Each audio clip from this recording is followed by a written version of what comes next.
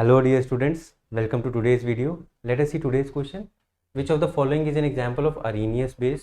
ठीक है, तो बेस और एसिड्स को क्लासीफाई करने में we know we have so many theories.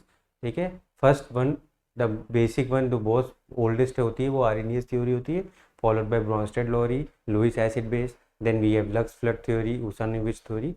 तो इसमें से हमको जो आर्हेनियस बेस है उसका एग्जाम्पल बताना है. 4 ऑप्शन दिए हुए हैं जहाँ पे एसिड और बेस के कॉम्बिनेशन हैं.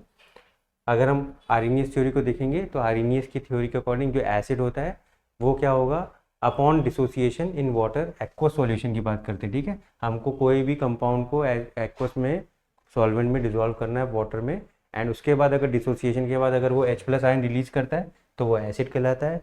अगर वो OH- रिलीज करता है तो वो बेस कहलाता है. तो यहाँ पे कंपल्शन है H+ आयन का रिलीज होना या OH- आयन का रिलीज होना for the Arrhenius acid to be categorised as Arrhenius acid और अ बेस. तो ऑप्शंस पे चलते हैं.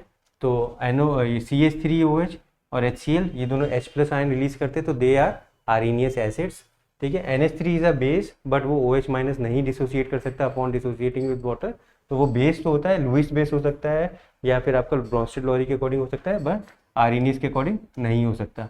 तो ये 3 ऑप्शन गलत हो जाते हैं. यहाँ आपका NaOH है, तो NaOH को जैसे ही आप डिसोसिएट करोगे वाटर में, so it will release into, it will give out OH- ion. ठीक है, OH- रिलीज कर देता है अपॉन एक्वस सॉल्यूशन, पानी में डिजोल्व करते ही it will release OH- ion, and this OH- that is by releasing this OH- it will be termed as Arrhenius base.